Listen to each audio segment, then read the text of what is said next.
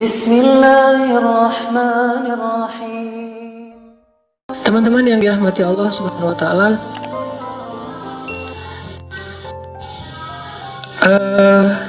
pernah bete kan? Pernah, sesekali, sering, gimana yang mana nih? Wah, ketahuan statusnya. Pernah, sesekali, sering misalnya. Pasti sering bete. Masa udah tinggal di Jepang masih bete? Kan udah tertib banget, dah segala macam teratur, luar biasa ya. Dan orang Jepang juga moralnya menurut saya tuh luar biasa, keren. Sampai kayaknya kita juga perlu belajar dari mereka tentang moral, sopan santun, etika. Bete, pernah baper? Wah, tragis juga ya nasib kita di sini. Kenapa baper? Karena LDRan ya. Ditinggal nikah, waduh.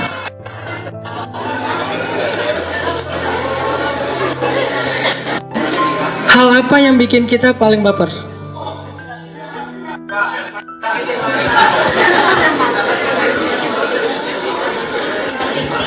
Saya paham banget. Pernah sih kayak gitu. Yang mana nih? Ya, baper, bete, kecewa, hampir putus asa. Karena nggak boleh putus asa. La tayasu, la taqnatu. Janganlah kalian berputus asa dari rahmat Allah. Sedih, takut, itu adalah sifat-sifat manusia. Cuman kadang alasannya masih wajar, ada juga yang alasannya nggak wajar. Yang membedakan orang baik atau orang yang kuat dengan yang tidak cuma alasannya. Tapi kalau rasa itu semuanya juga pernah ngalamin. Nabi pernah sedih, makanya turun ayat Inna a'tainakal kautsar. Itu ayat hiburan buat Nabi. Nabi pernah kecewa, pernah, makanya turun ayat ya ayyuhal muzammil. Nabi pernah misalnya marah, pernah, makanya turun ayat abasa wa tawalla kalla innaha tadhkirah. Artinya perasaan emosional seseorang itu manusiawi. Cuman kalau kita turutin terus, ini bikin hidup kita nggak nyaman. Masa mau bete sampai setahun kan nggak enak ya. Move on mah maksimal kalau nggak bisa paling lama tuh 3 hari. Harusnya udah bisa move on. Hari ini diputusin, 3 hari kemudian normal lagi. Ya udah deh, 3 minggu lah paling lama ya. Ada yang 3 tahun, 30 tahun. Ini luar biasa nih, bukan setia itu mah. Itu berarti dia ada sesuatu yang harus diobati. Kadang-kadang kita sakit hati sama teman kita, dia salah ngomong, salah sikap, segala macam. Namanya manusia. Kita tuh berteman dengan manusia ya, bukan dengan malaikat. Apalagi nanti kalau udah nikah, kita tuh menikahi manusia, bukan menikahi malaikat. Yang namanya menikahi manusia tetap ada salahnya, gak mungkin dia sempurna. Jangankan kita, Nabi Muhammad aja sama istrinya, keluarga yang paling ideal, tetap aja ada adegan-adegan kayak beda pendapat. Kemudian kayak istri Nabi lagi bete, lagi cemburu. Itu manusiawi banget. Cuman recovery-nya yang harus kita pelajari. Gimana biar cepat recovery, jangan lama-lama. Lagi marah, cepat normal lagi. Sakit hati, gampang memaafkan. Bete, plong lagi misalnya. Baper misalnya, jadi tegar lagi. Gimana cara kita nge-recovery perasaan kita ketika lagi drop, lagi down. Nabi pernah misalnya di rumah tangga beliau, istri beliau bete. Ini hebatnya Nabi dibandingkan kita ya. Istrinya lagi bete bisa dibuat ketawa. Dan kita mah orang lagi ketawa dibuat bete. Sebaliknya. Jalan sama teman-teman, tiba-tiba kita ngerusak suasana jadi pada bete kan? Itu tuh saya banget lah mungkin. Tapi kalau Nabi, orang lagi pada baper, lagi pada sedih, dibikin ketawa sama beliau. Ini akhlak yang luar biasa. Istrinya lagi ngambek. Ya udah, saya mau pulang aja ke rumah ayah saya, Abu Bakar. Kata Nabi, saya anterin ya. Coba, bisa nggak gitu? Nggak akan bisa, belum punya juga.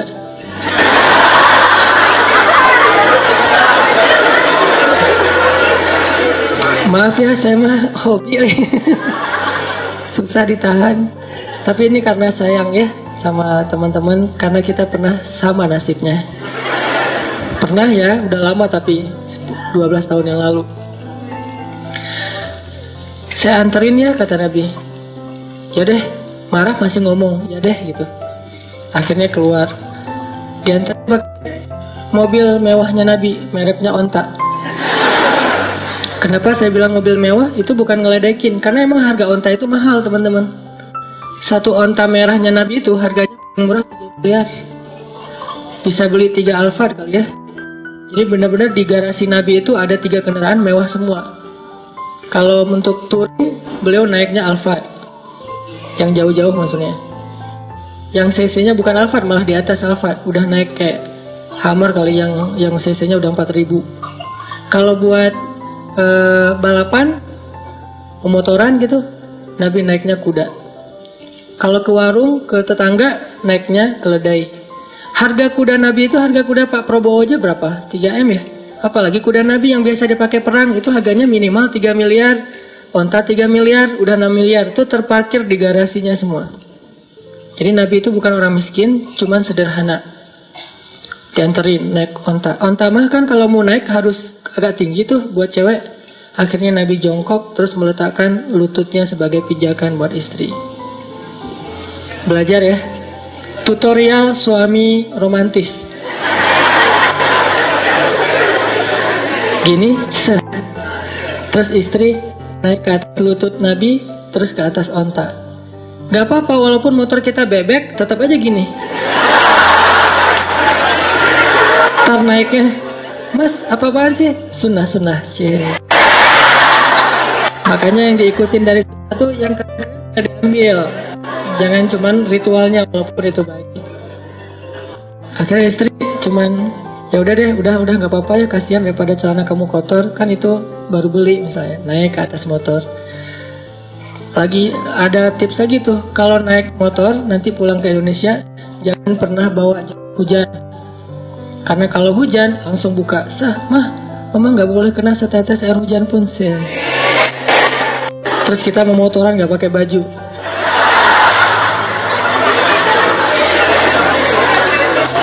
Sampai di rumah cari antangin, dikerok gitu ya. Dianterin ke rumah Abu Bakar sama Nabi. Sampai di rumah Abu Bakar nanya, ya Rasulullah ada apa? Kalau ada butuh sesuatu, miss call aja pasti saya datang. Nggak usah datang jauh-jauh, maksudnya panggil aja lewat seorang utusan, nanti saya akan nyamperin. Enggak, Aisyah pengen ketemu ayahnya. Aisyah lupa kalau ayahnya itu murid Nabi. Mau ngelaporin ke murid ayahnya, murid suaminya, kan agak-agak gimana gitu. Duduklah Rasulullah, Abu Bakar, Aisyah. Ada apa ya Rasul? Abu Bakar nggak nanya ke Aisyah sama sekali, Aisyah diem aja. Terus Nabi bilang, Aisyah boleh nggak aku ngomong duluan? Kata Aisyah, boleh, tapi jangan ngomong kecuali yang benar ya. Coba, Aisyah lagi bete nih. Boleh, tapi jangan ngomong kecuali yang benar. Apakah Nabi marah? Ini hebatnya Nabi, nggak marah. Padahal beliau tuh Nabi loh, kekasih Allah. Allah aja percaya sama beliau, masa Aisyah enggak? Yang marah siapa? Abu Bakar. Langsung didorong sama Abu Bakar. Aisyah, kamu jangan gitu sama Nabi. Allah aja ngomong, wa ma yantiqu 'anil hawa in huwa illa wahyun yuha. Nabi itu nggak pernah ngomong asal ngomong, pasti wahyu dari Allah. Masa kamu mau menuduh Nabi bohong? Pas kayak gitu Nabi langsung menengahi, ya Abu Bakar, jangan kamu sakiti istri saya. Kami tidak datang ke sini untuk engkau memarah-marahi istri saya. Ya Rasulullah. Terus Nabi ngelihat ke belakang, Aisyah, tuh lihat aku belain kamu kan? Aisyah senyum, ya deh gitu. Terus sekarang gimana? Ya udah kita pulang aja daripada orang itu ngamuk. Ya udah pulang. Jadi istri lagi bete dibikin ketawa. Luar biasa, aura kesabarannya itu di atas rata-rata. Memang benar kalau Allah mengatakan wa innaka la'ala khuluqin azim, benar-benar akhlaknya di atas rata-rata. Gimana caranya kita nge-recovery sendiri nih, bete kita, baper kita, sedih kita, sakit hati kita kepada seseorang kalau misalnya lagi ada masalah. Ada orang yang merecovery-nya dengan jalan-jalan. Ada orang yang recovery-nya dengan kuliner, nyari makanan yang paling pedas.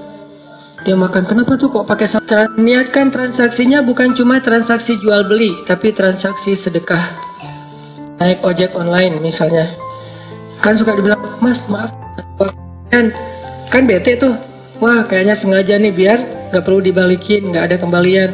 Dan itu udah kayak jadi kebiasaan beberapa driver online atau driver taksi biasa. Kalau kita niatkan transaksi jual beli, kadang gampang kecewa. Tapi kalau kita niatkan memang transaksinya jual beli plus sedekah, insya Allah kita akan lebih rela. Sehingga kita dapat dua kebaikan sekaligus, kebaikan dunia dapat, kebaikan akhirat juga dapat. Inilah kenapa nikmat iman dan Islam itu selalu disebut sebagai nikmat yang paling berharga, karena cuma nikmat itu yang bikin kita bahagia di dalam dunia dan akhirat. Tambah terus, ya seperti pedasnya masa lalu. Wah, dia pakai sambal banyak. Ada yang jalan-jalan, kayak saya kalau lagi baper, cari ombak. Minimal yang 3 meter. Ombak gulung saya dong. Digulung sama ombak. Kenapa? Karena lagi baper. Misalnya nih, kan di daerah Jawa Barat tuh Batu Karas sama Cimaja ya. Cuman kalau Cimaja untuk pro lah, Batu Karas untuk orang-orang yang baru belajar. Nih, cari ombak, terus pokoknya menghilangkan bete itu dengan cara traveling, terus ngopi sama teman-teman. Misalnya kayak Umar kan pernah tuh dimarahin istri. Umar sebagai seorang jawara Quraisy, gak ada yang berani kan sama Umar. Berani lo sama gua, lo lihat nih. Nih, Umar gak ada yang berani. Nabi itu hijrah sama Abu Bakar. Saya juga kadang-kadang kepikiran ya, kenapa Nabi hijrahnya nggak sama Umar aja ya? Kenapa sama Abu Bakar? Padahal kan kalau hijrah sama Umar enak, nggak ada yang kejar.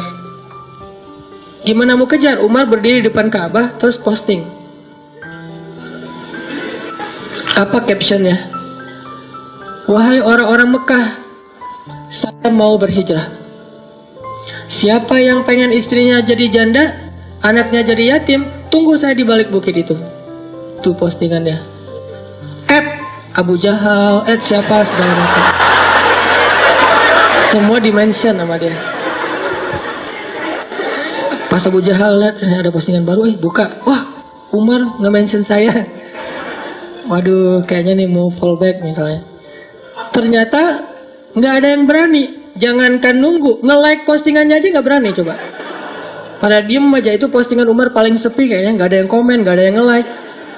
Pas Umar mau hijrah, kenapa Nabi nggak hijrah bareng Umar aja? Kan nggak ada yang berani ngejar, lebih aman kan? Kenapa hijrahnya bareng Abu Bakar? Yang secara status di Mekah itu bukan orang yang jawara yang ditakuti, bukan kabilah yang besar yang disegani, bukan orang yang kaya raya yang bisa bayar segalanya jadi fasilitas. Karena kekayaan Abu Bakar udah habis untuk membeli budak.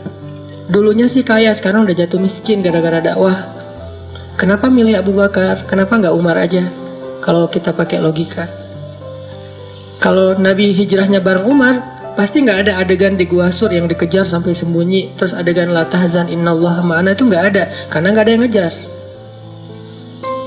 Ternyata pelajarannya, Nabi memilih Abu Bakar karena Abu Bakarlah yang paling dekat kepada Allah di antara umat beliau. Kalau mengandalkan makhluk, pasti akan lemah. Gimana pun makhluk itu selama ini mungkin dianggap sebagai orang yang berkuasa, berpengaruh, kuat, ditakuti, segala macam. Tetap dia berstatus makhluk. Banyak hal yang dia nggak bisa nanganin sendiri. Toh pada akhirnya Umar meninggalnya juga syahid, dibunuh oleh orang munafik. Tapi kalau mengandalkan Allah, segalanya ada di dalam genggaman Allah. Tabarakalladzi biyadihil mulk wa huwa ala kulli syai'in qadir. Makanya Nabi memilih teman berhijrah yang paling dekat sama Allah. Nanti kalau ada apa-apa, mereka berdoa minta ke Allah, ya Allah, gampang tuh. Cuman ngambil jalan ini agak sedikit berliku. Kelihatannya kayak serem gitu. Tapi kan kesimpulannya selamat kan sampai ke Madinah. Cuman perjalanannya itu banyak adegan harus menjauh dulu, bukan malah mendekat ke kota Madinah, ngambil jalur yang lebih jauh, 1. Adegan dikejar sampai ke Gua Sur, 2. Adegan melibatkan semua keluarga Abu Bakar, 3. Adegan dikejar oleh Suraqah bin Malik, hampir ketemu, 4. Memang banyak adegan-adegan, tapi adegan-adegan itulah yang makin menambah iman kita kepada Allah. Gitulah hidup. Ketika kita memilih jalan Allah, mungkin akan banyak pengalaman-pengalaman unik yang kita alamin sepanjang jalan. Kalau kita ngambil jalan yang lain, kayaknya lempeng, cuman nggak sampai. Lurus tuh, nggak tahu kemana tapi. Kalau jalan Allah kadang berliku. Dan banyak sekali pengalaman di jalan itu yang buat kita makin yakin sama Allah. Bikin kita makin bisa survive dari masalah yang akan datang. Bikin kita lebih tough ketika menghadapi masalah. Kenapa? Dididik oleh lika-liku perjalanan tersebut. Saya sama istri saya aja. Istri itu dulu ke Mesir beasiswa. Saya nggak lulus. Jadi pas saya ikut tes beasiswa, yang ngetesnya juga berarti yang ngeliat muka saya. Ngapain kamu? Mau ke Mesir, Pak? Enggak, pulang aja, suruh pulang. Nggak lulus gitu coba. Akhirnya karena nggak lulus beasiswa, saya ngumpulin uang untuk berangkat sendiri. Pokoknya saya harus berangkat. Istri saya lulus beasiswa, langsung dibeliin tiket, udah ditetapin beasiswa selama di Mesir berapa sebulan, dapat tempat tinggal. Pokoknya tinggal tanggung beres aja. Saya harus mikirin semuanya sendiri. Traveling nggak bawa uang sama sekali, karena uangnya habis untuk beli tiket return, masih visa turis, jadi harus beli tiket PP. Alhamdulillah sampai di sana dapat visa pelajar, sebulan di refund tiketnya, jadi bisa dapat walaupun ada penalti potongan beberapa persen. Tapi lika-liku perjalanan itu bikin makin yakin, oh benar ya, kalau kita niatnya karena Allah. Saya karena Allah nggak ya waktu itu? Nggak, walaupun nggak murni-murni amat lah, saya nggak mau menganggap di paling soleh ya. Cuman perjalanan waktu itu, kalau mau jujur mah, kenapa ke Mesir? Pengen jalan-jalan sih. Bukan ke Al-Azhar, bukan sebetulnya. Cuman kalau nggak ke Al-Azhar nggak dapat visa, ya udah ke Al-Azhar deh, biar dapat visa gitu. Tapi pas udah masuk ke Al-Azhar, masya Allah ulama semua nih. Gelar paling rendahnya doktor. Karena LC kayak saya tuh di Mesir, kerjanya supir taksi. Itu LC. Karena tingkat pendidikan Islam di Mesir itu tinggi, sehingga orang kalau mau jadi guru minimal doktor. S2 jaga perpustakaan. S3 baru ngajar di SD, SMP, SMA. Di kampus juga kalau S3-nya doktornya yang paling bagus nilainya mungkin. Rata-rata profesor. Pas pulang ke Indonesia, LC jadi ustadz. Jadilah kayak gini. Nah, artinya saya lika-liku perjalanan kayak gitu, terus belajar tentang Masya Allah, Allah banyak kasih kejutan. Dan yang luar biasanya, saya sama teman-teman saya tuh, teman-teman yang beasiswa berangkat sendiri, pulang sendiri. Saya yang modal dengkul berangkat sendiri, pulang bertiga. Istri dan anak. Nikah di sana juga nggak ada modal. Yang penting lamar dulu, dan jangan kasih tahu kalau nggak ada duit ya. Lamar aja dulu. Oh nggak nikah sama saya. Tapi itu setelah beberapa lama menggunakan bahasa-bahasa ya gitu deh. Ayah kamu tukang listrik, kenapa? Kok tahu gitu ya? Saya suka kesetrum kalau dekat kamu. Andre Taulani lah pokoknya. Udah beres, lamar. Nelfon ibunya, Bu, saya pengen lamar anak ibu.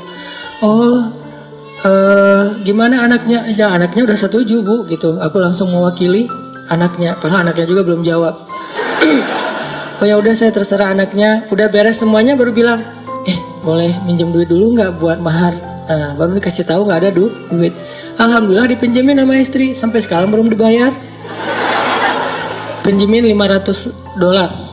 Saya pakailah $500 itu buat kerja di Arab Saudi sebagai guide pas musim haji. Dorong gitu ya. Awal-awalnya nggak dapat